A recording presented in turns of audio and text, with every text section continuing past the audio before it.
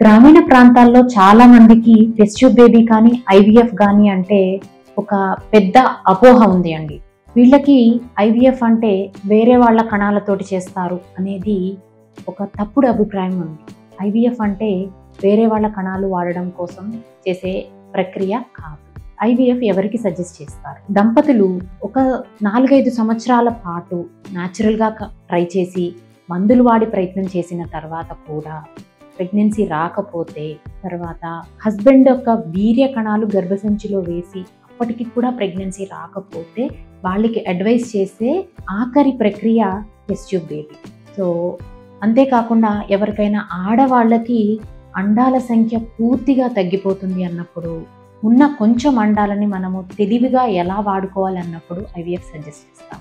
కొంతమంది ఆడవాళ్ళలో 2 tubes block అయిపోయి ఉంటాయి. ట్యూబ్స్ అంటే ఫెలోపియన్ ట్యూబ్స్ అంటారు. సో ఈ ఫెలోపియన్ ట్యూబ్స్ ఓపెన్ ఉంటేనే శరీరంలో అండము వీర్యకణము కలిసి పిండం ఏర్పడి అది గర్భసంచిలోకి వెళ్ళి అతుక్కుని ప్రెగ్నెన్సీ వచ్చేదానికి అవకాశం ఉంటుంది.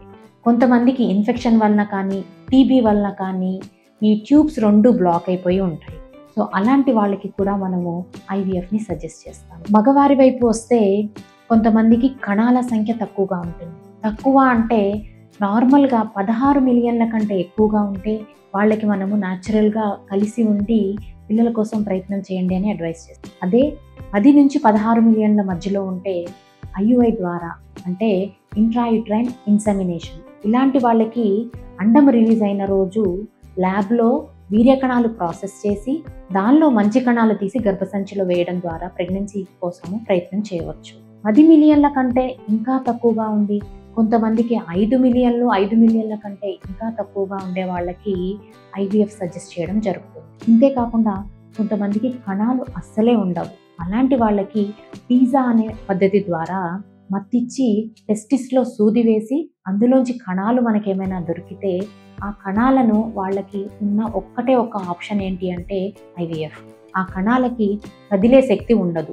సో న్యాచురల్గా ప్రెగ్నెన్సీ వచ్చే అవకాశము అస్సలే ఉండదు. అలాంటి వాళ్ళకి కూడా ఐవీఎఫ్ పద్ధతిలో ప్రెగ్నెన్సీని పొందే అవకాశం ఉంటుంది. సో ఐవీఎఫ్ అనేది ఒక వరమే కానీ దాన్ని శాపంలాగా భావించకండి. సో ఎవరికైతే కణాలు అంటే వీర్య కణాలు టీజా చేసిన తర్వాత కూడా అంటే గుడ్డుకు ఆపరేషన్ చేసి అందులో కూడా కణాలు లేవు అనుకున్నప్పుడు భార్యాభర్తల ఇద్దరి సమ్మతం మీద వేరే వాళ్ళ కణాలు డోనార్ బ్యాంక్స్ అని ఉంటాయండి.